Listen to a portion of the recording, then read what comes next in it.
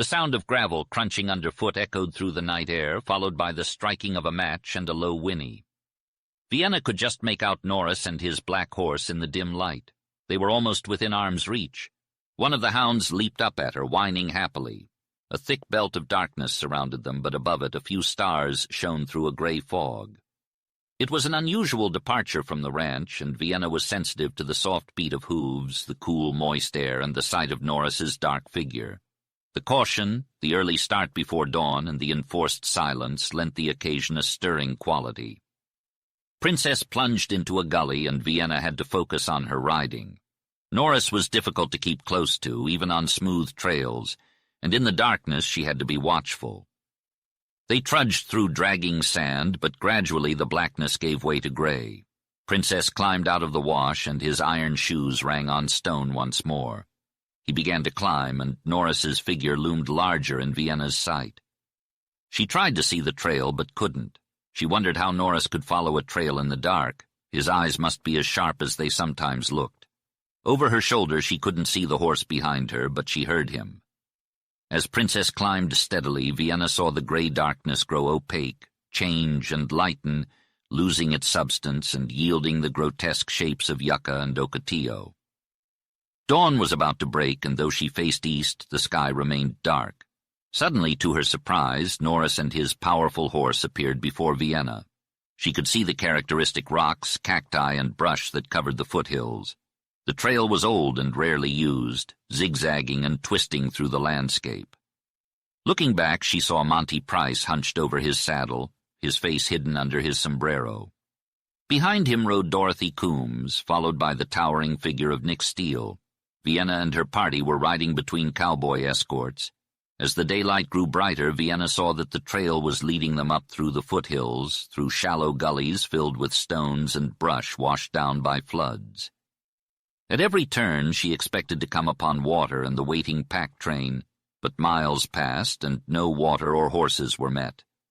Expectation gave way to desire, and Vienna grew hungry. Suddenly Norris's horse went splashing into a shallow pool, and beyond that Vienna saw damp places in the sand, rocky pockets filled with water. Norris kept on, and at 8 o'clock Vienna saw horses grazing on spare grass, a pile of canvas-covered bundles, and a fire around which cowboys and 2 Mexican women were bustling. Vienna waited as her followers rode up single file. Her guests were in a merry mood, talking all at once. "Breakfast and rustle," called out Norris without ceremony. "No need to tell me to rustle," said Melissa. "I'm simply ravenous. This air makes me hungry." In truth, Vienna observed that Melissa was not the only one feeling famished. Despite the hurry, the meal had the air of a picnic. As the cowboys chatted and ate, they busily prepared the horses and burros for the journey ahead. Mountcastle, fascinated by the process, wandered around with his coffee cup in hand, admiring the diamond hitch technique. "Have you ever seen anything like this?" he asked one of the cowboys. "It's quite impressive." Once the pack train was ready, Norris led the way to break the trail. The slopes were covered in shrubs, rocks, and cacti, making the journey uphill and difficult. Comfort was out of the question for Vienna and her party. Their focus was on making the travel possible. Florence wore corduroy breeches and high-top boots, which proved advantageous in the rough terrain. The other ladies' riding habits suffered from the sharp spikes, and Vienna had to be watchful to protect her horse's legs and herself from thorny branches. The pack train moved ahead, and the trailing couples grew farther apart. By noon they reached the foothills and faced the real ascent of the mountains. The sun was scorching, and the dust was thick, hanging in a pall. The view was dreary and drab, a barren monotony of slow-mounting slopes ridged by rocky canyons. At one point, Norris stopped to wait for Vienna and warned her, "We're going to have a storm." "That will be a relief. It's so hot and dusty," replied Vienna. "Shall I call a halt and make camp?" Norris suggested they keep going, as a good thunderstorm would be a new experience for her friends. They continued on, eager to face whatever lay ahead. Finding a good spot to make camp was proving to be a challenge. The slope they were currently on was too windy, and the rain threatened to wash them away. It seemed like they would have to travel all day to find a decent campsite, and even then there was no guarantee. They were making slow progress, and if it rained, they would just have to deal with it. At least the pack outfit was well covered. "Surely," Vienna replied, smiling at his comment. She knew all too well what a storm was like in this part of the country, and her guests had yet to experience one. "If it rains, let it rain." Norris rode ahead, and Vienna followed close behind. The pack animals toiled up the slope, with the little burros moving effortlessly while the horses struggled. Their packs bobbed from side to side like the humps of camels, and stones rattled down the slope. The heat waves made the air shimmer like black waves, and the dust puffed up and swirled around them. The sky was a pale blue, like heated steel, except for the dark clouds peeking over the mountain crests. The heavy, sultry atmosphere made it difficult to breathe. As they descended down the slope, the trailing party stretched out in groups of 2s and 3s. It was easy to spot the weary riders. Half a mile further up, Vienna could see over the foothills to the north, west, and a little south. She forgot about the heat, weariness, and discomfort as she took in the wide, unlimited view of the sun-scorched earth. She saw the gray valley, the black mountains, the wide red gateway of the desert, and the dim, shadowy peaks that were blue as the sky they pierced. She was disappointed when the bleak, gnarled cedar trees blocked her view. They finally got a break from the steep climb as they made their way through a storm-wrecked forest of stunted trees. Even at this elevation, the desert's gaunt hand could be felt. The clouds overhead hid the sun, providing a welcome relief. The pack train rested, and Norris and Vienna waited for the party to catch up. He quickly informed her that Don Carlos and his bandits had left the ranch during the night. Thunder could be heard in the distance, and the faint wind rustled the sparse foliage of the cedars. The air grew heavy, and the horses were panting. "Looks like we're in for a bad storm," Norris said. "The first one is always the worst. I can feel it in the air." The air was indeed charged with a heavy force that seemed to be waiting to be unleashed. One by one, the couples mounted their horses, and the women begged for a break. But they wouldn't rest until nightfall, and that depended on reaching the crags. The pack train continued on, and Norris fell in behind. The storm slowly gathered around the peaks, with low rumbles and howls of thunder increasing in frequency. The light began to fade as smoky clouds rolled in, making the air even more oppressive. An exasperating breeze puffed a few times before failing completely. An hour later, the group had climbed high and was rounding the side of a great bare ridge that had been hiding the crags. Vienna looked back down the slope and saw her guests shifting wearily in their saddles. Far below lay the cedar flat and foothills, while far to the west the sky was still clear with shafts of sunlight shooting down from behind the encroaching clouds. Norris reached the summit of the ridge and waved to Vienna, gesturing to what lay beyond. It was an impressive sight, and Vienna, who had never climbed this high before, was excited to see what was in store. Princess surmounted the last few steps and snorted as she halted beside Norris's black. To Vienna it was as if the world had changed. The ridge was now a mountain top, dropping before her into a black, stone-ridged, shrub-patched, many-canyoned gulf. To the east, past the gulf, rose the bare mountain peaks. On the right, enormous cliffs and weathered slopes led upward to the dark and barren crags bordered by firs and pines, looming against the stormy sky. Thick clouds amassed, shrouding the highest peaks, and a fork of lightning illuminated the sky, followed by a deafening roar of thunder. The broken rocks under the slow gathering of storm clouds presented a grim and awe-inspiring spectacle. It had a beauty of the sublime and majestic kind, but the fierce desert was reaching up to meet the magnetic heights where heat, wind, frost, lightning, and flood fought in everlasting strife. Before their onslaught, the rugged stone world was crumbling, splitting, and wearing to ruin. Vienna glanced at Norris, who had forgotten her presence. He sat motionless on his horse, with a dark face and dark eyes, watching the scene like an Indian, unconscious of thought. To see him like that, and to fathom the strange affinity between his soul, turned primitive, and the savage environment that had shaped him, were powerful aids to Vienna Florentino in her strange desire to understand his nature. The sound of iron-shod hooves behind her broke the spell. Monty had reached the summit. "Gene, who knows what it'll all be doing in a minute? Not even Moses himself could tell," observed Monty. Then Dorothy climbed up to his side and looked. "Oh, isn't it just perfectly lovely?" she exclaimed. "But I wish it wouldn't storm. We'll all get wet." Once more Norris faced the ascent, keeping to the slow rise of the ridge as it headed southward towards the towering rock spires. Soon he was off smooth ground, and Vienna, a few yards behind him, looked back at her friends with concern. This is where the real climb began, and a mountain storm was about to unleash its full fury. The slope Norris was entering was a magnificent monument to the crags above that had been ruined. The trail was on a slope facing south, so it was semi-arid and covered in cercocarpus, yucca, and some shrubs that Vienna believed were manzanita. Every step Princess took felt like the ground was slipping out from under them. Any hard ground was covered in spiny plants or shattered rocks, making it impossible to travel on. The slope was lined with gullies. Suddenly the sky grew darker, and the clouds seemed to be gathering quickly. They piled up and rolled around, obscuring the crags. The air felt heavy and was filled with a sulphurous smell, and sharp lightning flashes began to play across the sky.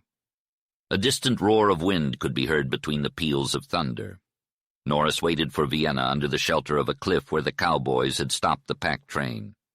Princess was sensitive to the flashes of lightning, and Vienna patted his neck and called to him softly. The tired burros nodded, and the Mexican women covered their heads with their mantles. Norris helped Vienna put on her slicker and then put on his own, and the other cowboys followed suit. Vienna saw Monty and Dorothy rounding the cliff and hoped the others would arrive soon. A blue-white knotted rope of lightning burned down out of the clouds, and a thunderclap followed, shaking the earth's foundations. The thunder rolled from cloud to cloud, boomed along the peaks, and reverberated from deep to low, finally rumbling away into silence. Vienna felt the electricity in Princess's mane, and it seemed to tingle through her nerves. The air had a strange, bright cast, and the ponderous clouds were swallowing more and more of the eastern domes. This moment of the breaking of the storm, with the strange growing roar of wind like a moaning monster, was filled with a heart-disturbing emotion for Vienna Florentino.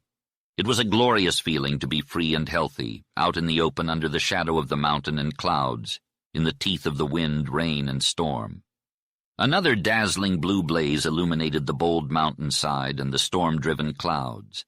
In the flare of light, Vienna saw Norris's face. "Are you afraid?" she asked.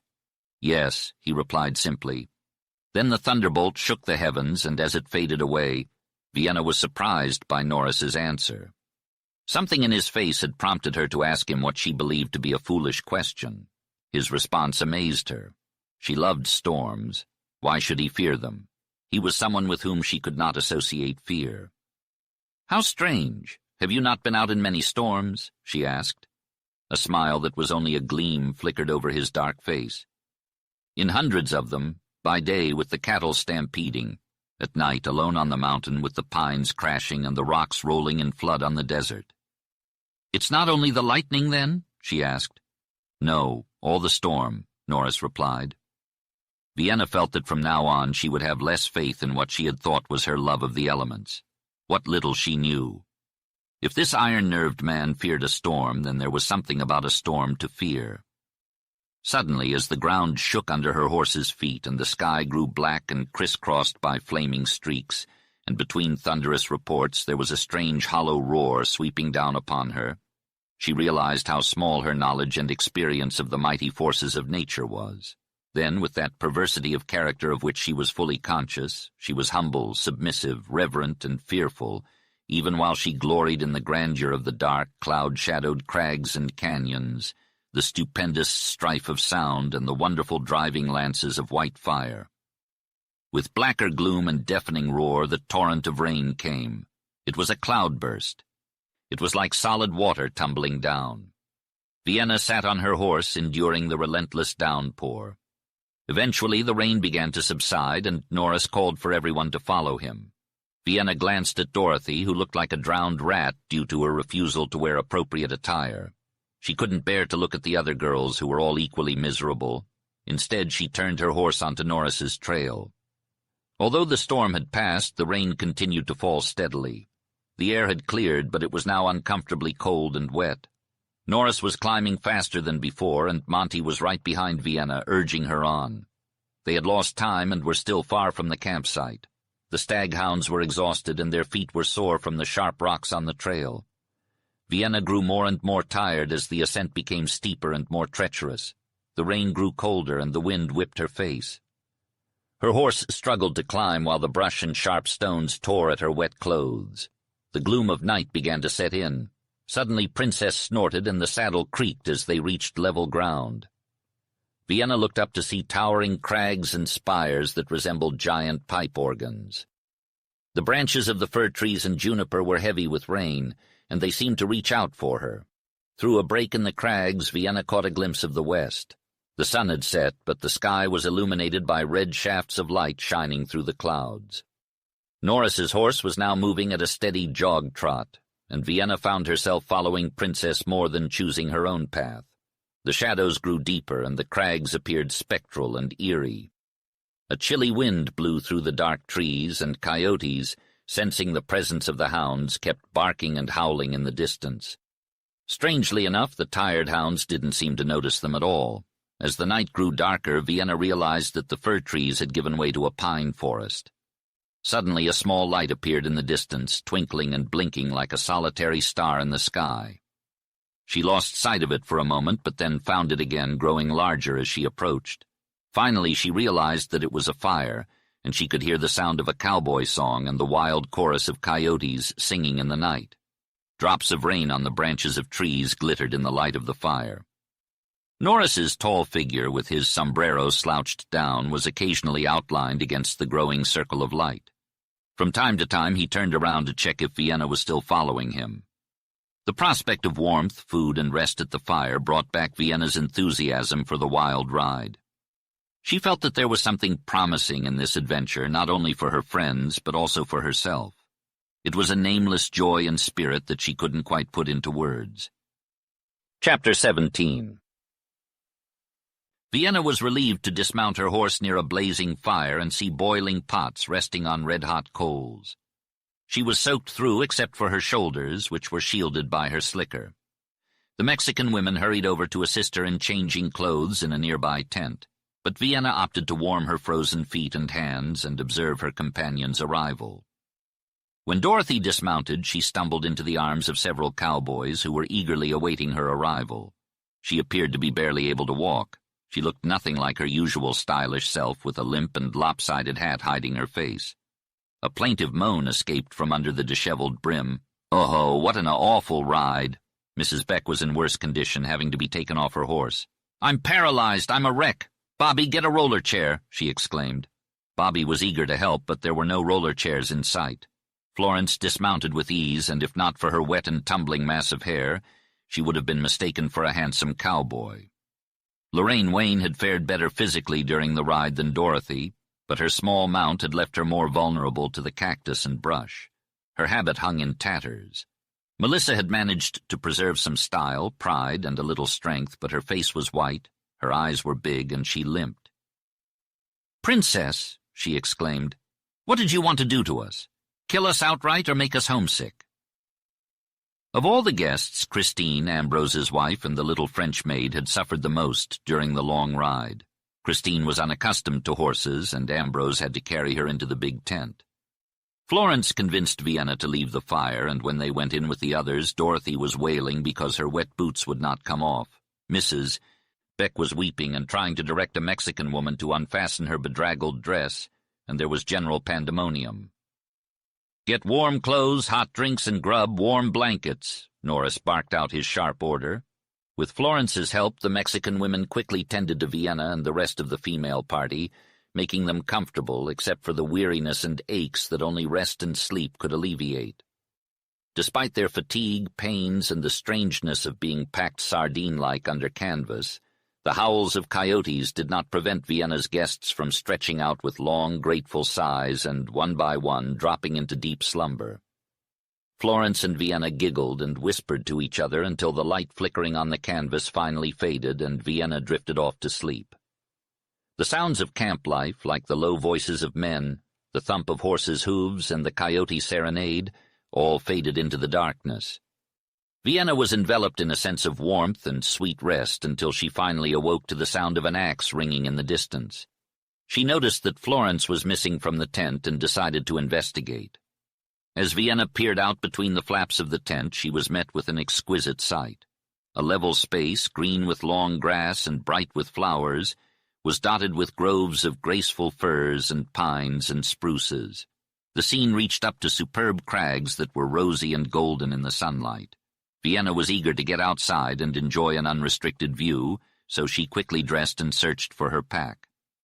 Her favorite staghounds, Russ and Tartar, were asleep before the door where they had been chained. Vienna awakened them and loosened their chains, realizing that it must have been Norris who had chained them near her. The cool air was fragrant with pine and spruce and some subtle nameless tang that was sweet and tonic. Vienna felt invigorated and alive as she stood there, taking deep breaths of the magic draught. Turning to look in the other direction, she saw the remnants of the temporary camp from the night before, and beyond that a grove of beautiful pines from which came the sharp ring of the axe. As she gazed out over the wide expanse, she saw a wonderful park surrounded by lofty crags and full of crags of lesser height, many lifting their heads from dark green groves of trees. The rising sun had not yet peaked over the horizon, but its warm, rosy glow was already illuminating the towering rocks and dappling the surrounding pines with golden light. Vienna, accompanied by her trusty hounds, strolled through the nearby grove, the soft, springy ground beneath her feet brown with pine needles. As she made her way through the trees, she suddenly realized that a cluster of them had been blocking her view of the park's most stunning feature. The cowboys had chosen a prime campsite that would offer them the perfect balance of shade and sunlight throughout the day. Tents and tarps had already been erected, and the cowboys were bustling about, tending to their campfires and organizing their gear. Packs were piled high and covered with tarpaulins, while beds were neatly rolled up beneath the trees. The meadow was lush and rolling, dotted with solitary trees and surrounded by towering stone cliffs that soared hundreds of feet into the sky. A cool, clear spring bubbled out from under a mossy cliff, its banks fringed with wildflowers. In the meadow the horses grazed contentedly, their manes and tails waving in the gentle morning breeze. It was a scene of tranquil beauty, and Vienna couldn't help but feel a sense of peace and contentment settle over her. Suddenly Florence came running over to her, bursting with energy and excitement. She was dressed in a flannel blouse, corduroy skirt, and moccasins, her long hair pulled back in a simple band. "Mountcastle's been gone for hours with a gun," she exclaimed breathlessly. "Jean's gone to look for him. The other guys are still sleeping. They must be dead to the world in this fresh air." Florence quickly turned her attention to the task at hand, peppering Vienna with questions about the camp's organization and layout. Together they worked tirelessly to ensure that everything was in order before the other guests awoke. Vienna and Florence had a tent set up under a towering pine tree, but they had no intention of sleeping in it unless the weather turned sour. As the sun crept higher in the sky, casting long shadows across the meadow, Vienna felt a sense of satisfaction settle over her. The camp was set up, the horses were content, and the day stretched out before them, full of possibility and adventure. It was a perfect day to be alive. They laid out a tarpaulin and decided to sleep under the stars. With their hounds by their side, they set out to explore the park. Vienna was surprised to find that the park was much larger than they had anticipated, a series of valleys nestled between the towering peaks. As the day wore on, Vienna found herself falling under the park's spell. Even in the heat of midday, the warmth was comfortable and inviting like a spring day. The air was thin and sweet, and Vienna found herself feeling lightheaded and dreamy. She dozed off under a pine tree with her head resting on Florence. When she awoke, the sun was setting and the shadows of the crags stretched out across the park. Florence was reading lazily, and the rest of the camp was quiet. Melissa, Dorothy, Mrs. Beck, and Lorraine had returned, delighted with the place but tired and hungry. Vienna led them around the camp and showed them the many nooks and crannies under the crags where they could rest and relax. After a satisfying dinner, they sat on the ground like Indians. The lack of merriment was only due to their preoccupation with appeasing their appetites. Norris then led them through a narrow passage of the park, up a steep climb between towering crags. They emerged onto a grassy promontory that faced the vast open west. The earth was rolling down, ridged, streaked, and reddened, seemingly to the golden sunset end of the world. Mountcastle appreciated the breathtaking view, while Dorothy expressed her usual lackadaisical enthusiasm. Melissa was thrilled and amazed, and Mrs. Beck asked Bobby for his opinion before she offered hers. Lorraine Wayne remained silent like Vienna and Florence. Boyd was politely interested, appearing to care for things as others did. Vienna watched as the changing west transformed slowly with its haze of desert dust, mountain, cloud, and sun. She watched until her eyes ached and barely had a thought of what she was looking at. When her eyes shifted to Norris standing motionless on the rim, her mind became active again. Norris stood apart from the others, aloof and unconscious. He made a dark, powerful figure fitting perfectly into the wild promontory. Vienna felt a strange, annoying surprise when she discovered that both Melissa and Dorothy were watching Norris with peculiar interest. Lorraine was also aware of the splendid picture the cowboy presented. When Lorraine smiled and whispered in her ear, "It's so good to look at a man like that," Vienna felt surprise again, but this time accompanied by vague pleasure. Melissa and Dorothy were flirts, one deliberate and skilled, the other unconscious and natural. Lorraine Wayne, on the rare occasion, admired a man sincerely. Vienna was lost in thought as she sat with her companions around the campfire.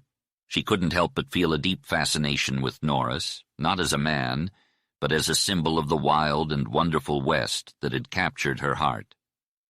Despite Melissa's coquetry and Dorothy's alluring ways, Vienna didn't let it bother her too much. She knew that they would forget about Norris as soon as they returned home, but she couldn't help but wonder how he would react to their advances. As the night grew cooler, Vienna's guests began to drift off to sleep. Vienna settled down with Florence under the pine tree, while Russ and Tartar lay on either side of her. The cool breeze rustled through the trees, and the coyotes began their eerie howling. Vienna gazed up at the stars, feeling as though she would never be able to fall asleep. The stars seemed so close, and their brightness was almost blinding against the dark sky. Despite the unfair situation Norris had been put in, Vienna couldn't help but feel drawn to him and the rugged, untamed land he represented. As she gazed out at the vast expanse of stars above her, their brilliance only grew more magnificent the longer she looked. For Vienna, there was nothing quite like these western stars. They held a special place in her heart, and she believed they would somehow influence her destiny. After a few days of much-needed rest, camp life became more lively and active. The men, especially Mountcastle, were eager to explore the mountains with their guns in tow, while Mrs. Beck and the children preferred a more relaxed pace. Lorraine enjoyed leisurely walks through the groves or sitting on a grassy knoll, but it was Melissa and Dorothy who wanted to explore every nook and cranny of the crags and canyons. When they couldn't convince the others to join them, they set off on their own, often accompanied by the cowboy guides. As a result, Vienna and her guests grew closer to the cowboys, and the group became like one big family. Her friends adapted well to the situation and even came to enjoy it. Though the cowboys had a tendency to show off and be gallant, they were not much different from their everyday selves. The leveling process occurred when Vienna's friends came down to meet the cowboys. The environment and circumstances caused any class of people to grow natural. Vienna found the situation interesting. Before, she studied the cowboys, especially Norris. With the contrasts of her guests, she felt amused, mystified, perplexed, saddened, and subtly pleased. Monty became a source of delight to Vienna and everyone once he overcame his shyness. He discovered that he was a success among the ladies. Either he was exalted to heroic heights by this knowledge, or he made it appear so. Dorothy was his undoing, but Vienna believed her innocent. Dorothy thought Monty hideous, and he could not interest her, even if he had saved 100 poor little babies' lives. Monty followed Dorothy around like a little adoring dog one moment and a huge, devouring gorilla the next. Nels and Nick followed Melissa like grenadiers on duty. If she dropped her glove, they almost came to blows to see who should pick it up. Mountcastle was the best feature of the camping party. He was an absurd-looking little man, and his abilities were at tremendous odds with what might have been expected of him from his looks. He could ride, tramp, climb, shoot, and liked to help around the camp. The cowboys played innumerable tricks upon him, but he never discovered them. He was serious, slow in speech and action, and absolutely imperturbable. If ever one could be unflappable and amiable at the same time, that was Mountcastle. Gradually, the cowboys began to understand him, and in turn they began to like him. When cowboys liked someone, it meant something. Vienna had noticed how the cowboys were not very inclined to speak to Boyd Harvey, and it saddened her. However, with Mountcastle, they became actual friends. They were not aware of it, and it never crossed his mind, but it was a fact. Their friendship was born out of the truth that the Englishman was manly in a way that the cowboys could interpret. When he finally succeeded in throwing the diamond hitch on a pack horse after countless attempts, the cowboys started to respect him. Mountcastle only needed one more thing to win their hearts, and he kept on trying to ride a bucking bronco. One of the cowboys had a bronco that they nicknamed Devil. Every day for a week, Devil threw the Englishman all over the place, ruining his clothes, bruising him, and finally kicking him. Then the cowboys tried to persuade Mountcastle to give up, which was remarkable because any Westerner would have traveled 1,000 miles to see an English lord ride a bucking bronco. Whenever Devil threw Mountcastle, the cowboys went into fits, but Mountcastle did not know the meaning of the word fail, and there came a day when Devil could not throw him. It was a singular sight to see the men line up to shake hands with the composed Englishman. Even Norris, who had watched from the sidelines, came forward with a warm and pleasant smile on his dark face. When Mountcastle went to his tent, there was a lot of typical cowboy chatter, this time vastly different from the previous persiflage. "By God!" exclaimed Monty Price, who seemed to be the most stunned and elated of them all. "That's the first Englishman I ever seen. He's awful deceiving to look at, but I know now why England rules the world. Just take a peek at that bronco. His spirit is broke.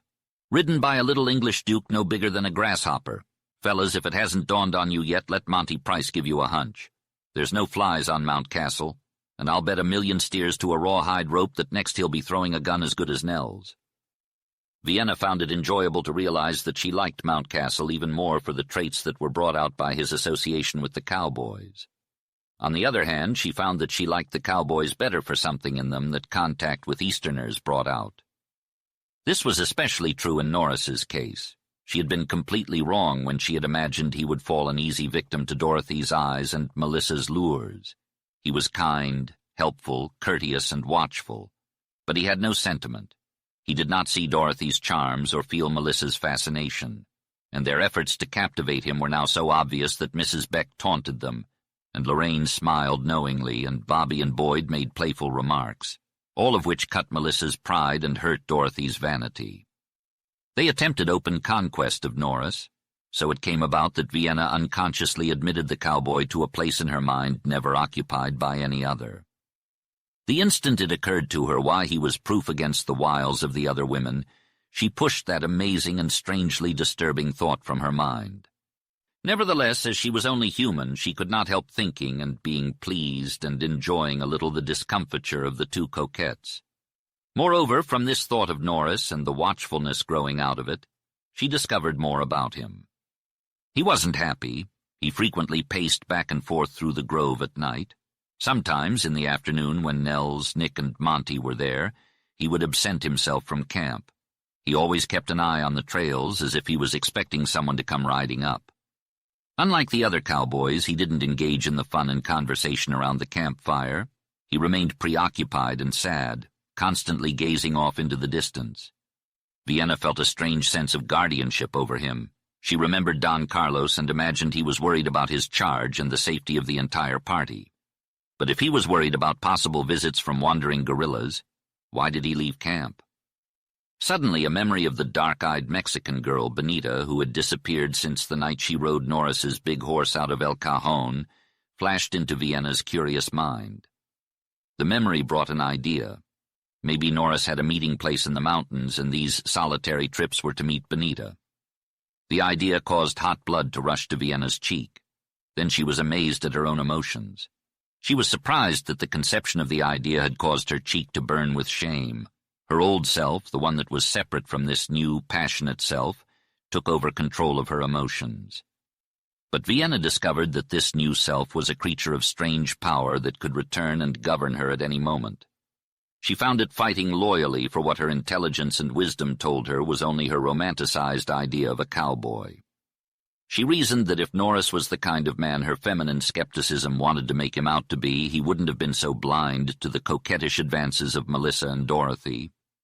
She knew he had once been someone she didn't want to remember, But he had been uplifted, Vienna Florentino declared that. Her pride swelled within her, and her woman's intuition assured her that he could not have committed such a dishonorable act. She scolded herself for even considering it. One afternoon, a massive storm cloud descended upon the crags, shrouding the park in darkness. Vienna was worried because some of her companions had gone off with the cowboys and had yet to return. Florence tried to calm her, but Vienna still sent for Norris to search for them. Half an hour later, the sound of hooves could be heard outside the tent. Vienna, Lorraine, and Florence waited anxiously for their return. When Melissa and Dorothy entered, it was clear that something had happened. Melissa commented on Dorothy's newfound beauty, but Dorothy's eyes were ablaze with anger. She turned away from the others and caught a glimpse of her reflection in a nearby mirror. Her hand flew to her cheek, where a red welt had formed. Dorothy had always been meticulous about her soft, delicate skin, so when she noticed a hideous blemish on her face, she was distraught. "Look at this," she exclaimed in dismay. "My complexion is ruined." Melissa approached her, curious. "How did you get that splotch?" she asked. "I've been kissed," Dorothy declared dramatically. "What?" Melissa asked, even more intrigued, as the others chuckled. "One of those shameless cowboys hugged and kissed me," Dorothy continued. "It was pitch dark outside, and I couldn't see a thing. It was so noisy that I couldn't even hear. But someone was trying to help me off my horse, and my foot got caught in the stirrup. I fell right into somebody's arms, and then he did it, the scoundrel. He hugged and kissed me in the most horrible way. I couldn't even move a finger. I'm absolutely fuming." Once the laughter died down, Dorothy turned to Florence with her big, wide eyes. "Do these cowboys really take advantage of a girl when she's helpless and in the dark?" she asked. "Of course they do," Florence replied with a grin. "What did you expect, Dot?" "What in the world could you have been expecting?" Melissa chimed in. "Haven't you been dying to be kissed?" "No," Dorothy retorted. "Well, you certainly acted like it," Melissa teased. "I've never seen you so angry about being kissed before." "I wouldn't mind so much if the brute hadn't scraped the skin off my face," Dorothy complained. "He had whiskers as sharp and stiff as sandpaper, and when I pulled away he rubbed my cheek with them." This revelation about the cause of her distress sent her friends into a fit of giggles. "I agree with you, Dot," Melissa said eventually. "It's one thing to be kissed, but quite another to have your beauty spoiled. Who was this particular savage, anyway?" "I don't know," Dorothy burst out. "If I did, I'd—" Her eyes conveyed the punishment she wished to inflict. "Honestly now, Dot, do you have any idea who it was?" Melissa pressed. I think it was Norris," Dorothy replied finally. "Dot, you're jumping to conclusions," Melissa said with a grin. "Norris couldn't have been the culprit, or the hero for that matter." Dorothy's face flushed with anger. "How can you be so sure?" she demanded. "Well, for one thing, he was clean-shaven when we rode out this afternoon," Melissa explained. "I remember how smooth and brown his face looked." "Fine, but can you tell me which one of these cowboys was not clean-shaven?" Dorothy retorted. "Easy," Melissa replied cheerfully. "It wasn't Nick, it wasn't Nels, and it wasn't Frankie. The only other cowboy with us had a short, stubby black beard like that cactus we passed on the trail." Dorothy let out a moan of despair. "I knew it was him," she exclaimed. "That horrible little demon, Monty Price." Vienna and Lorraine often spent lazy afternoons lounging in a shaded nook on the eastern side of the crags.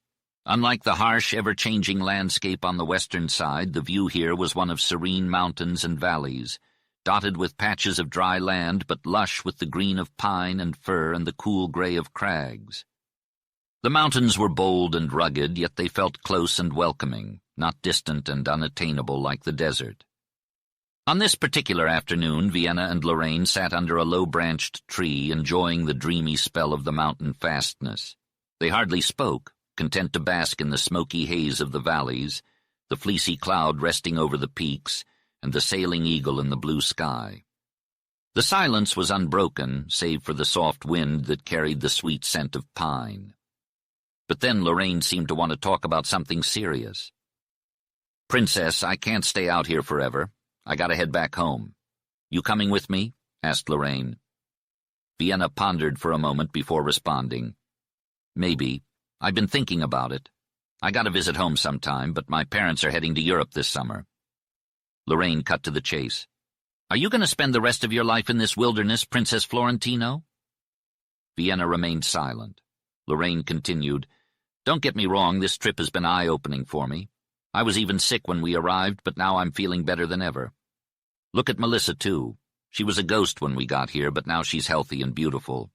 The West has given us the gift of health, but it's given me so much more. I've come to appreciate the spiritual side of things, too. Princess, I've been studying you. I see what this life has done for you, your strength, your serenity, your happiness. I wondered at the causes of your change. Now I know. You were sick of idleness, sick of uselessness, and sick of the noise and smells of the city. I know many women who feel the same way.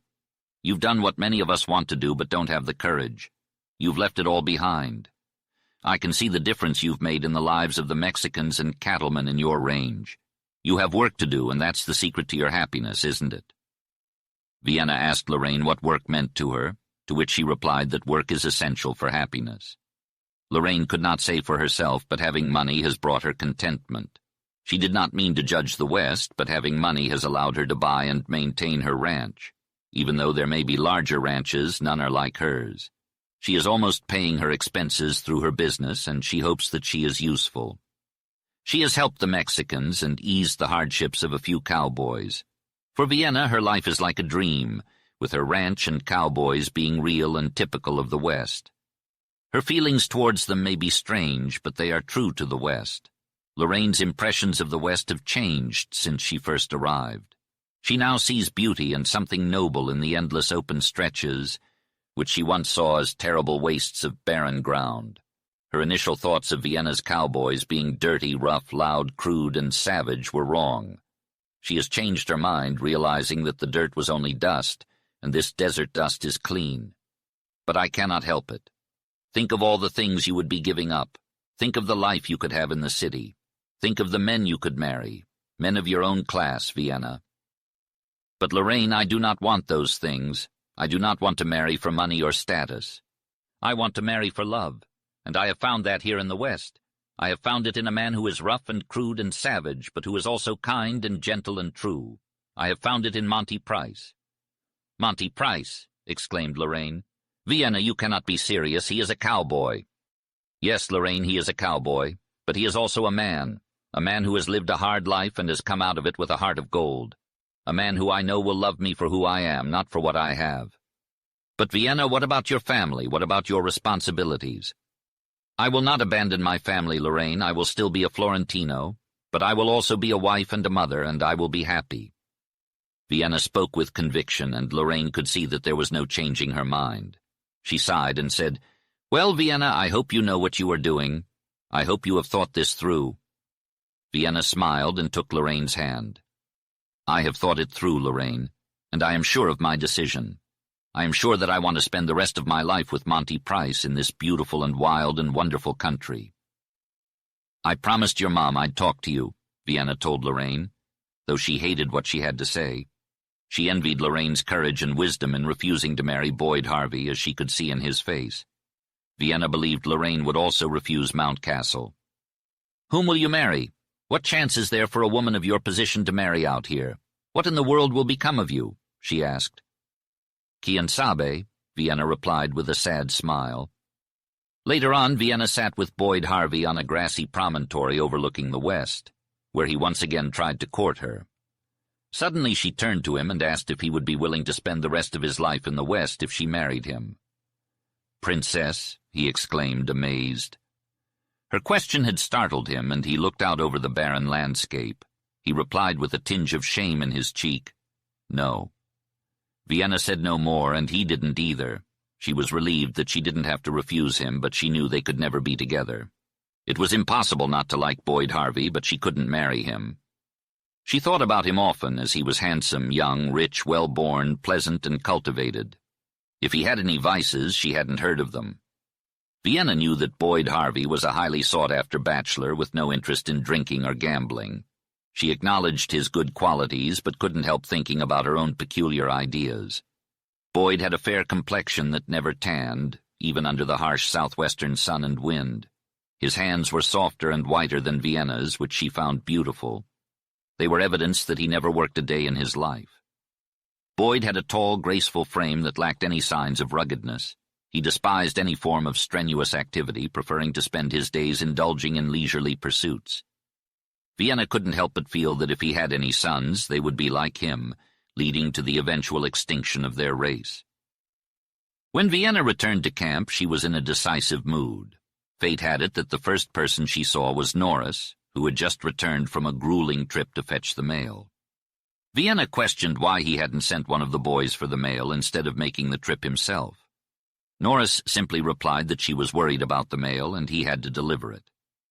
Vienna couldn't help but admire Norris's dedication, riding down and back up the mountain in just 12 hours, all the while taking care of his horse. She realized that not many horses in the outfit could have endured such a trip except for Norris's own horse, Princess. The man appeared exhausted, covered in dirt and sweat. His name was Norris, and it was evident that he had been riding hard on his horse up a rough ascent. His boots were scuffed and worn, and his shirt clung to his muscular frame, revealing every ripple of his muscles.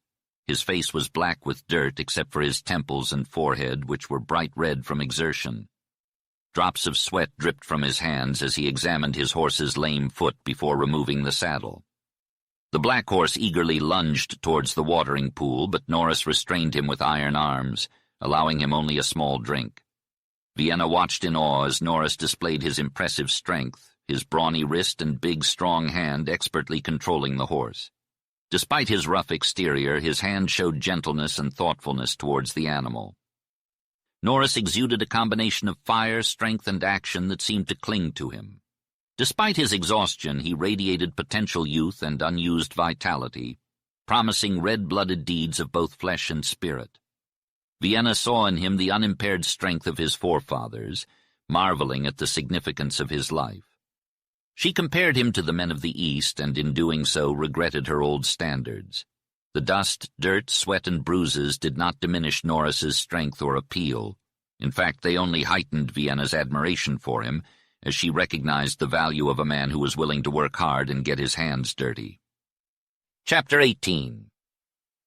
On the cool nights under the starry sky, the campers gathered around the blazing fire and shared stories that perfectly fit the eerie surroundings. Monty Price had become a captivating storyteller, despite being a terrible liar. His cowboy comrades had exposed his lies out of jealousy, but Mountcastle remained oblivious due to his lack of understanding. Even Dorothy Coombs knew that Monty was a liar, yet she could not resist his mesmerizing gaze and the horror tales he spun. Monty had transformed from a quiet stranger to a proud and pompous liar, relishing in the attention and admiration of the ladies. Some cowboys, like Nels, were envious of Monty's storytelling abilities, despite being a true hero in their own right. Whenever Monty spoke, Nels would pretend to leave, but he never truly left the captivating circle of the campfire. One evening, Vienna was accosted by Monty as she left her tent at twilight. With a sly and secretive gesture, he motioned for her to follow him away from the group. "Miss Florentino, I'm going to ask you for a favor," he whispered. Vienna smiled and nodded, eager to hear what he had to say. "Tonight, when everyone's done blabbering on, I want you to ask me a question. Just say, 'Monty, since you've had more adventures than all those cowboys put together, tell us about the most terrible time you ever had.' Can you do that for me, Miss Florentino, and make it sound sincere?" "Of course, Monty," Vienna replied, although she couldn't help but feel uneasy about the man's scarred and burned face. She knew that Dorothy found him repulsive and deformed, and it was hard for her to look at him directly, but she also saw a glint of mischief in his eyes, a hint of a playful spirit that she couldn't ignore. Later that night, when the coyotes were howling and the conversation had died down, Vienna remembered her promise and turned to Monty. "Monty," she said, drawing out the syllables for dramatic effect, "seeing as you've had more adventures than all the cowboys put together, tell us about the most terrible time you ever had." Everyone turned to look at Monty, who seemed taken aback by the sudden attention. He waved his hand dismissively. "Oh, Miss Florentino, I couldn't possibly," he protested. "It's too harrowing for delicate ladies like yourselves to hear."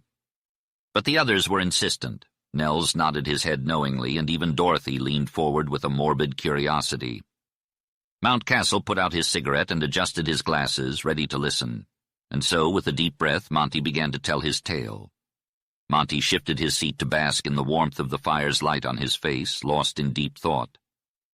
I can't rightly say which was the worst time I ever had, he reflected.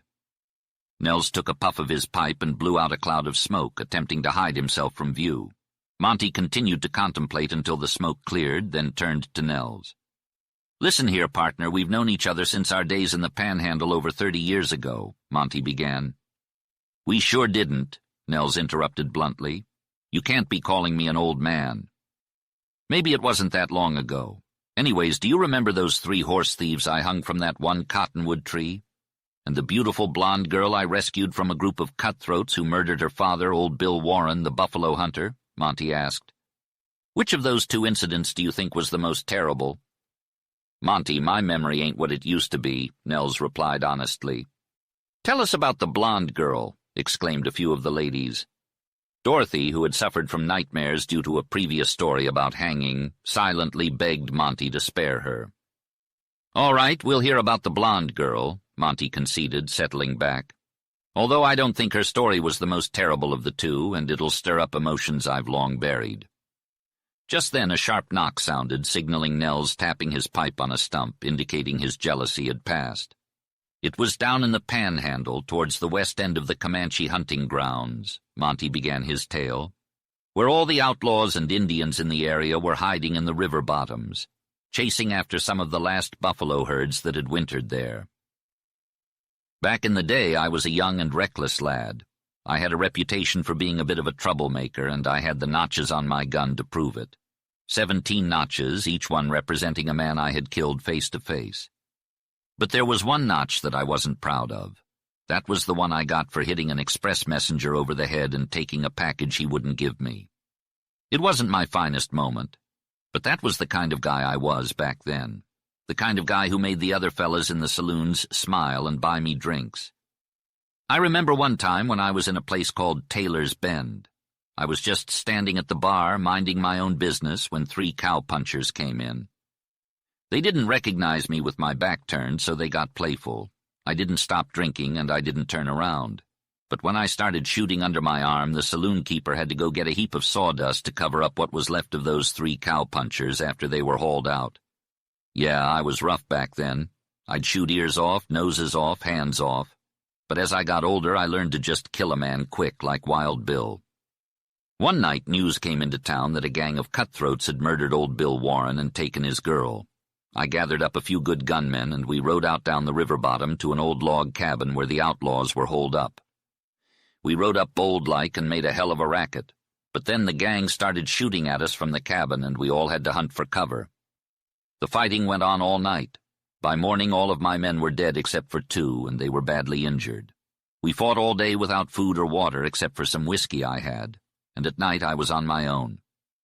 Feeling a little banged up myself, I took a break and headed down to the river to clean up, patch myself up, and grab a drink. While I was there, one of the gang members came by with a bucket, but instead of water, he got a face full of lead. As he lay dying, he revealed that a whole group of outlaws was headed our way the next day, and if I wanted to save the girl, I needed to hurry. There were only 5 guys left in the cabin. I went back to where I had left my horse and picked up 2 more guns, an extra belt, and a fresh box of shells. I think I grabbed some cigarettes, too. Then I made my way back to the cabin. It was a beautiful moonlit night, and I couldn't help but wonder if Bill's gun was as pretty as they say it was. The grass around the cabin was tall, so I crawled up to the door without making any noise. Once I got there, I had to figure out a plan. There was only one door, and it was pitch black inside. I decided to take a chance and quickly opened the door. It worked like a charm. They heard me, but they weren't fast enough to catch me in the light. We exchanged gunfire, but I was too quick for them. Ladies and gentlemen, let me tell you, it was quite the showdown that night. I managed to stay out of harm's way and waited patiently for one of those ruffians to slip up and give away their position. By the time morning came, they were all piled up on the floor, shot to pieces. I found the girl, and let me tell you, she was stunning. We went down to the river, and she tended to my wounds. I had gathered about a dozen more or so, and the sight of tears in her beautiful eyes and my blood staining her little hands just naturally awakened a tremble in my heart. I saw she was feeling the same way, and that settled it. We were coming up from the river, and I had just straddled my horse with the girl behind when we ran right into that cutthroat gang that was doing business around then. Being somewhat handicapped, I couldn't drop more than one gun round of them, and then I had to run.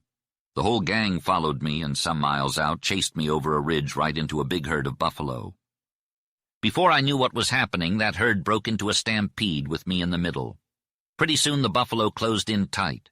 I knew I was in some danger then. But the girl trusted me something pitiful.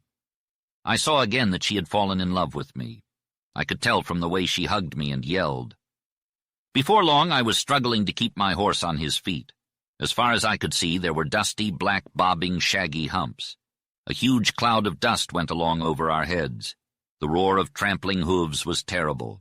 My horse weakened, went down, and was carried along a little while I slipped off with the girl onto the backs of the buffalo.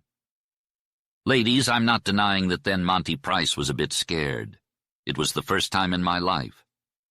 But the trusting face of that beautiful girl as she lay in my arms and hugged me and yelled made my spirit leap like a shooting star. I just began to jump from buffalo to buffalo. I must have jumped a mile of them bobbing backs before I came to open places. And here's where I performed the greatest stunts of my life. I put on my big spurs and just rode and spurred until the specific buffalo I was on got close to another, then I would flop over. That's how I got to the edge of the herd, tumbled off the last one, and rescued the girl. As far as my memory goes, that was a very emotional walk home to the little town where she lived. But she wasn't true to me and married another man. I was too much of a gentleman to kill him. But that deceitful act always bothered me. Girls are strange. I've always wondered how any girl who has been hugged and kissed by one man could marry another. But mature experience has taught me that such is the case. The cowboys laughed, and Melissa, Mrs. Beck, and Lorraine laughed until they cried.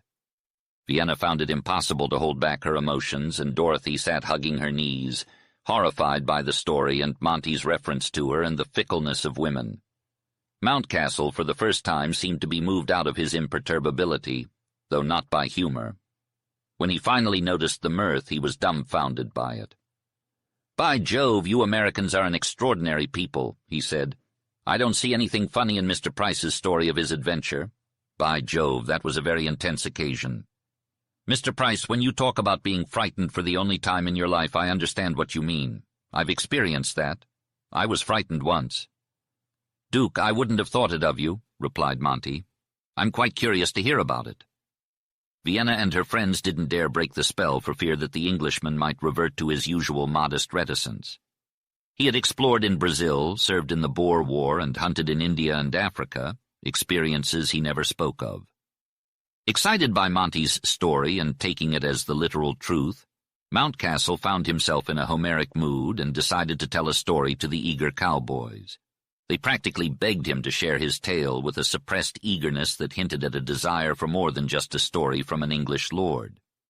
Vienna, perceptive as ever, sensed that the cowboys had begun to suspect Monty was not as easily fooled as they had believed. They thought he was having fun at their expense and planned to tell a lie that would make Monty's story seem small in comparison. Nels eagerly anticipated the joke that would be played on Monty, while Monty himself began to doubt Mountcastle's words. Mountcastle began his story, his quick and fluent speech a stark contrast to his usual drawl.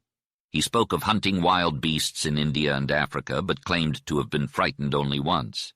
The adventure he spoke of took place in British East Africa, in Uganda, where he was part of a safari in a district known to be infested with man-eating lions. Mountcastle explained that man-eaters were different from ordinary lions, being matured beasts that had become man-eaters by accident or necessity. When old and finding it more difficult to make a kill, they would stalk and kill a native out of hunger. Once they had tasted human blood, they would become absolutely fearless and terrible in their attacks. The villagers near our camp were in a state of terror due to the presence of 2 or more man-eating lions. On the night of our arrival, one of these lions leaped over a stockade fence, took a screaming native from a group sitting around a fire, and disappeared into the darkness.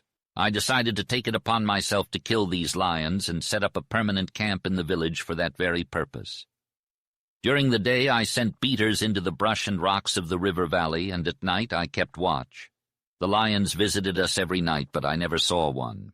I soon realized that the lions were less likely to attack when they were roaring around the camp than when they were silent. It was astonishing how quietly they could stalk a man. They could move through a thicket so dense that you wouldn't think a rabbit could get through it without making a sound. But when they were ready to charge, they did so with a terrifying onslaught and roar.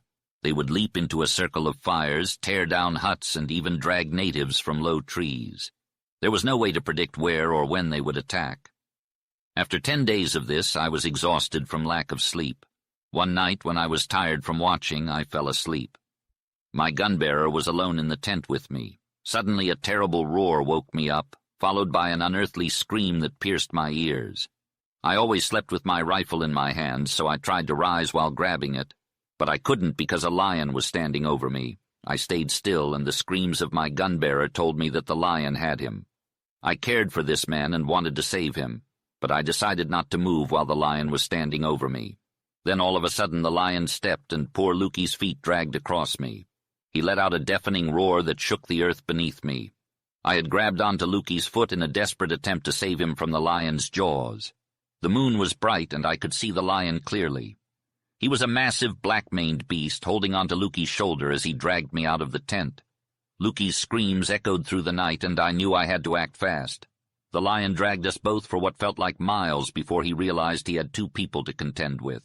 He stopped and turned, his massive head, green fire eyes, and huge jaws all focused on us.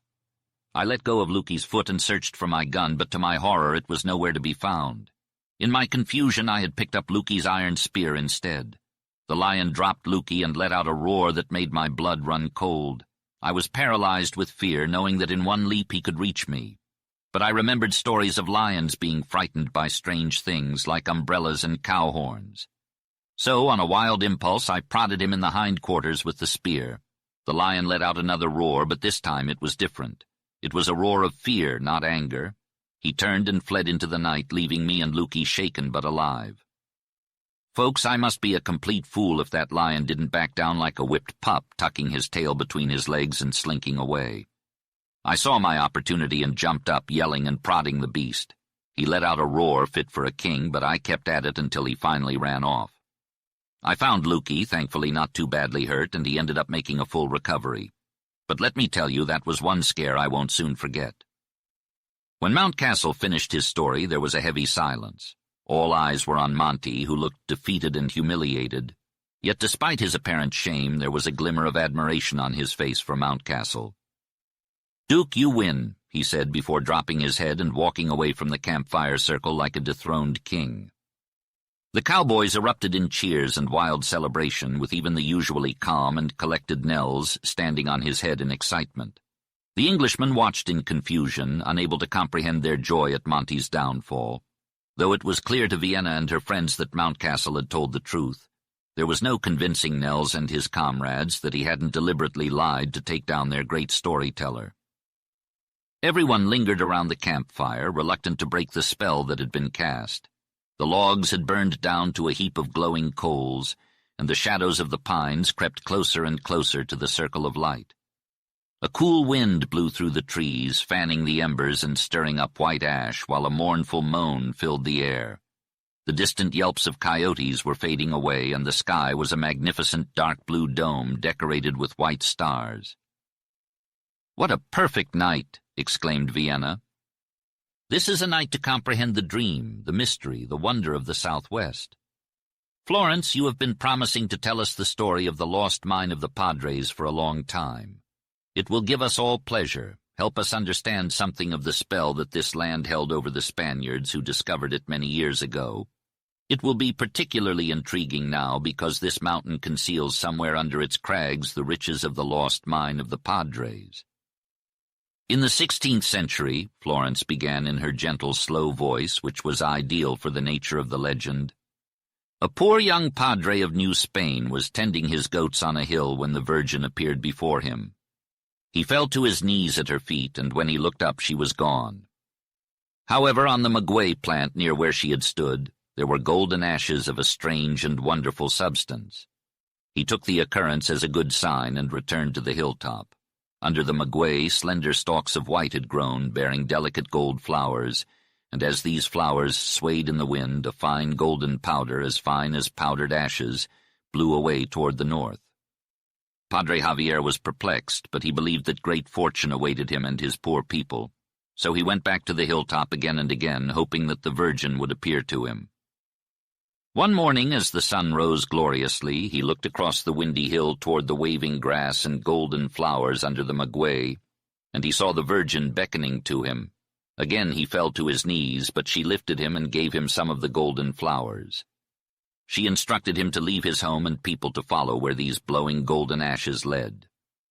In search of pure gold to bring back to his impoverished people, Padre Javier left his home and headed northward through the hot and dusty desert, passing through mountain passes to a new land where fierce and warlike Apaches threatened his life. Though gentle and good, he was of a persuasive speech and young and handsome. Among the Apaches he became a missionary, converting a few but facing hostility from most.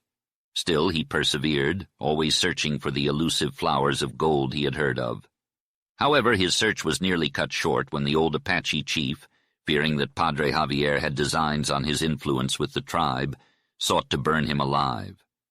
The chief's daughter, a beautiful and dark-eyed maiden who secretly loved Javier and believed in his mission, interceded for his life and saved him. Javier fell in love with her, and she one day showed him golden flowers in her hair that shimmered in the wind. When he asked where to find such flowers, she promised to take him to the mountain to look for them. Together they climbed the mountain, and from the top they could see beautiful valleys, great trees, and cool waters. There, at the top of a wonderful slope that looked down upon the world, she showed him the flowers, and there Javier found gold in such abundance that he thought he would go out of his mind. Dust of gold, grains of gold, pebbles of gold, rocks of gold. He was rich beyond all dreams. Javier could finally bring back the fortune he had sought to build a church and city for his people. Though the Apaches were prone to be hostile to him and his religion, he prayed and worked on, converting a few more before returning to his people with his newfound wealth. The memory of the Virgin and her words haunted him. He knew he had to return to his people and build their church and the great city that would bear his name. But Javier couldn't bring himself to leave. He was always going to do it tomorrow. He was in love with an Apache girl with dark eyes, and he couldn't bear to leave her. He felt weak and false for betraying his Virgin and his people, but he was consumed by his love for the Indian maiden. The old Apache chief eventually discovered the secret love affair between his daughter and the padre. He was furious, and in his anger he took her up into the mountains and burned her alive, scattering her ashes to the wind. He didn't kill Padre Javier, though. He was too wise and perhaps too cruel to do so, recognizing the strength of Javier's love. Many of his tribe had learned much from the Spaniard. Javier fell into a deep despair. He had no will to live and slowly wasted away. Before he died, he went to the old Indians who had burned the maiden and begged them to burn his body and scatter his ashes to the wind from the same slope where his Indian sweetheart had been scattered. The Indians agreed, and when Javier died, they burned his body and scattered his ashes on the mountain heights, where they mixed with the ashes of the Indian girl he had loved. Years passed, and more padres traveled across the desert to the home of the Apaches. They learned of Javier's story from the tribe. Among them was a padre who had been one of Javier's people in his youth. He set out to find Javier's grave, where he believed he would find the gold. He returned with pebbles of gold and flowers that shed a golden dust, telling a wonderful story. As he ascended higher and higher up the mountain, he finally reached a magnificent slope situated beneath the towering crags.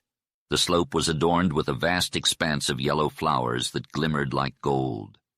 As he touched the petals, golden dust scattered and dispersed among the rocks.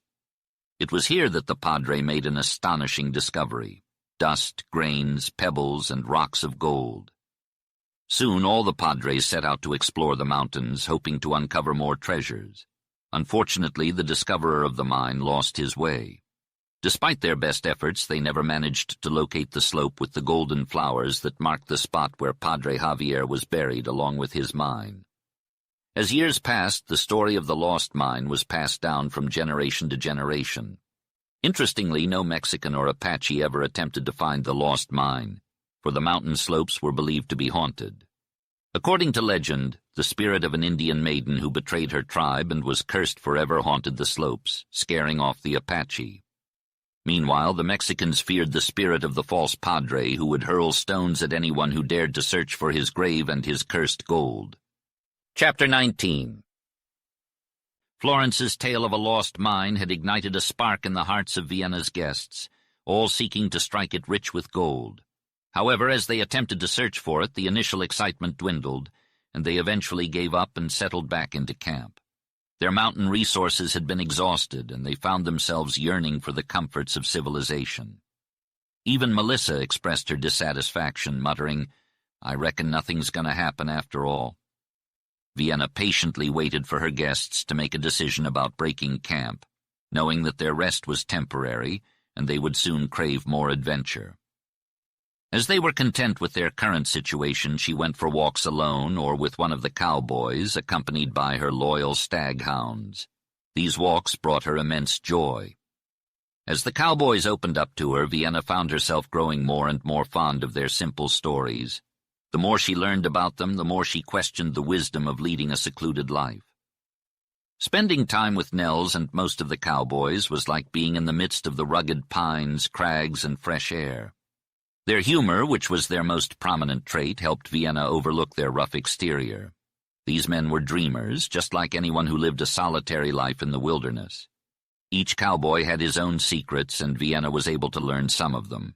She was most impressed by their ability to hide their emotions, except for when they were overcome by bursts of laughter or anger. It was all the more remarkable considering how deeply they felt about things that were insignificant to the rest of the world. Vienna couldn't help but believe that living a hard and dangerous life in a barren and untamed land was what turned these men into the great individuals they were.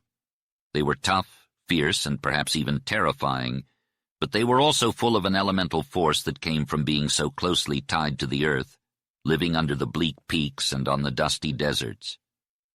But one day, while she was out for a walk alone, Vienna realized she had gone too far down a dim trail that wound through the rocks. It was the middle of a summer afternoon, and the shadows of the crags crossed the sunlit patches all around her. She knew she was taking a risk by wandering so far from camp, but she was sure she could find her way back and was enjoying exploring the wild and craggy recesses that were new to her. Eventually, she came upon a bank that dropped suddenly into a beautiful little glade.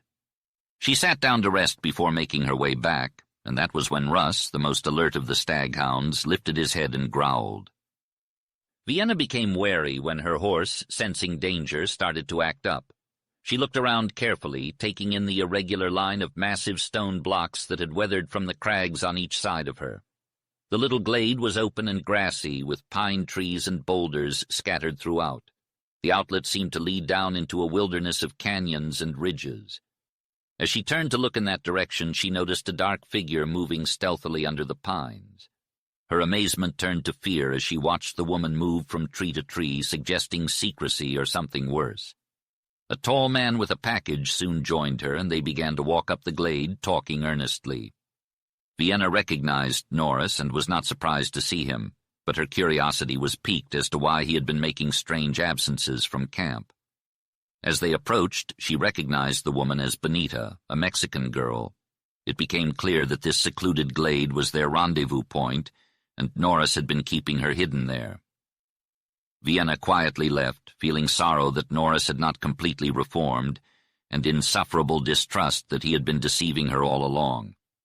Vienna tried to be fair to Norris, even though her natural instincts were to push him out of her mind. But her attempts at sympathy failed due to her pride. She had to use her willpower to dismiss him from her thoughts and didn't think of him again until he suddenly appeared in front of her as she was leaving her tent.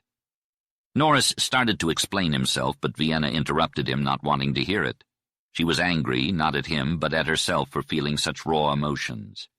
Outwardly, she was cold and haughty, but inwardly she was burning with rage and shame.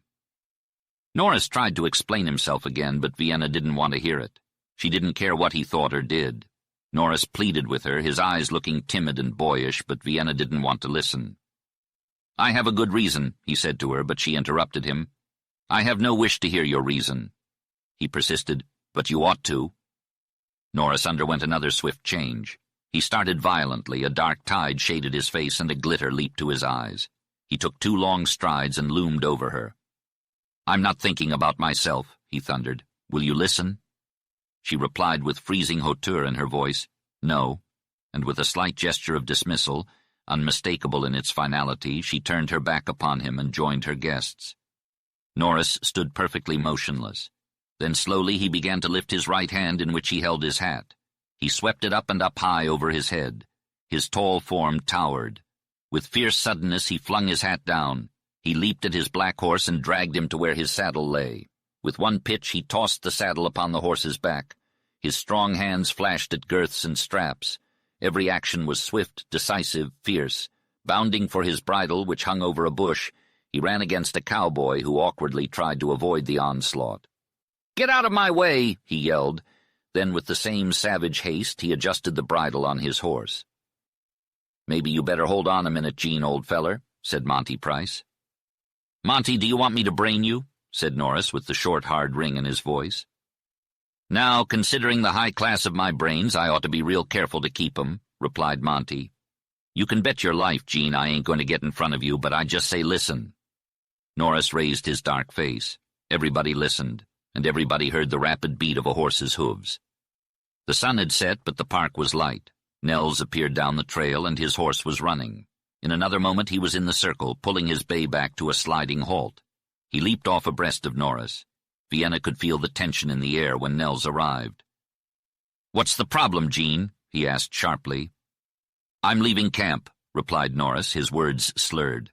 His black horse began to stomp as Norris grabbed the reins and kicked the stirrup round. Nels quickly reached out and grabbed Norris, holding him down. "I'm sorry," said Nels slowly. "You were going to hit the trail?" "Yes, I am. Let go, Nels." "Are you sure you want to leave, Gene?" "Let go, damn you!" yelled Norris as he struggled to break free. "What's wrong?" asked Nels, his hand raised again. "Don't touch me, man!" Nels backed away, sensing Norris's anger. Norris made another attempt to mount. "Nels, don't make me forget that we're friends," he said. "I haven't forgotten," replied Nels. "And I'm resigning my job right here and now." This announcement stopped Norris in his tracks. Vienna was surprised by Nels's sudden resignation. She could feel the tension between the two men. "Resign?" questioned Norris. "Yes, I am. What did you think I would do under these circumstances?" "But, Nels, I won't stand for it." "You're not my boss anymore, and I'm not obligated to Miss Florentino either. I'm my own boss, and I'll do what I want. You understand, sir?" Nels's words didn't match the expression on his face. "Gene, you sent me on a little scout down in the mountains, didn't you?" he continued. "Yes, I did," replied Norris, his voice sharp. "Well, you were right, and I was wrong. I admire your judgment. If you hadn't sent me, something bad might have happened." "We're in a tough spot," Norris exclaimed, and the effect of his words on the cowboys was palpable. He made a fierce and violent gesture, unlike anything they had seen from him before. Monty jumped straight up in the air, seemingly both surprised and ready for a fight. Nick Steele strode over to Nels and Norris like a giant on the prowl. The other cowboys rose silently, ready for action. Vienna and her guests watched and listened, unable to understand what was happening. "Wait, Nels, they don't need to hear this," Norris said hoarsely, waving a hand towards Vienna's group. "I'm sorry, but they might as well know now. Maybe Miss Melissa's yearning for something to happen will come true. I think we should tell them first," Nels replied. "Cut the jokes," Monty's voice rang out, and it had an immediate effect on the group. It seemed to be the last thing they needed to snap them out of their roles as escorts and back into their natural state as wild men. "Tell us what's going on," Norris demanded, his voice cool and grim. "Don Carlos and his guerrillas are camping on the trails that lead up here. They've got the trails blocked, and by tomorrow we'll be trapped. Maybe they meant to surprise us. They're well armed and have a lot of greasers and outlaws with them. Now what do they want? You can figure it out for yourselves. Maybe the Don wants to pay a visit to our ladies. Maybe his gang is hungry as usual. Maybe they want to steal some horses or anything they can get their hands on. Maybe they mean worse. My idea is this, and it might be wrong. I've long since stopped trusting greasers. That black-faced Don Carlos has a deep game. The two-bit revolution is having a tough time. The rebels are seeking American intervention and are willing to go to any lengths to cause trouble. We are a mere 10 miles away from the border. What if those guerrillas manage to take our people across the border? The U.S. cavalry will surely follow, and we all know what that would mean. Don Carlos might be thinking along those lines, or maybe he isn't. We'll find out soon enough. Norris, you're the man to outsmart him, no matter what his game is. It's probably a good thing that you're angry about something. As for me, I'm resigning from my job because I don't want to owe anyone anything. I've been thinking for a while now that the old days have returned, and here I am making a promise not to harm any Mexicans. Chapter 20.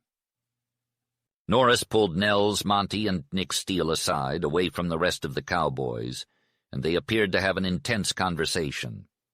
After a while, the other cowboys were summoned, and they all spoke, but Norris was the one who spoke the most.